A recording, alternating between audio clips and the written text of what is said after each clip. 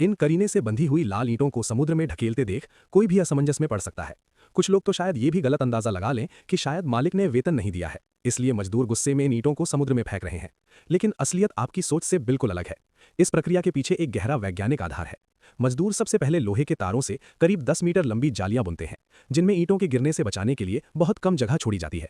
इन मजबूत जालों में लाल ईंटों को कसकर बांधा जाता है और फिर समुद्र के किनारे ले जाकर पानी में ढकेल दिया जाता है। ये ईंटें कोई बेकार कचरा नहीं है, बल्कि समुद्र में इनका बहुत बड़ा उपयोग है।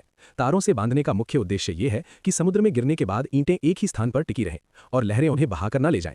इससे न केवल संसाधनों की बर्बादी रुकती है, बल्कि समुद्र के भीतर एक निश्चित आधार तैयार होता है, जिससे प्रभावी ढंग से समुद्र को पाटकर भूमि बनाने का लक्ष्य पूरा होता है।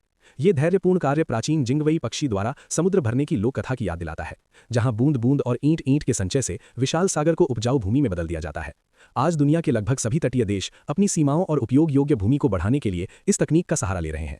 हमारे पैरों के नीचे की बहुत सी समतल जमीन वास्तव में इसी तरह एक एक ईंट और मिट्टी डालकर तैयार की गई है। हालांकि ईंटों को बांधकर समुद्र में डालना एक पुरानी और श्रम साध्य विधि है, जो अब कम ही देखने को मिलती है। वर्तमान में चीन और अन्य विकसित देशों ने इस काम के लिए विशाल और आधुनिक मशीनों का उपयोग शुरू कर दिया है।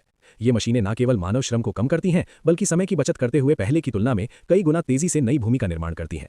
इन लाल ईंटों को एक एक कर समुद्र की गहराइयों में समाते देखना न केवल एक इंजीनियरिंग चमत्कार है, बल्कि देखने वाले को एक अजीब सा सुकून और मानसिक शांति भी देता है।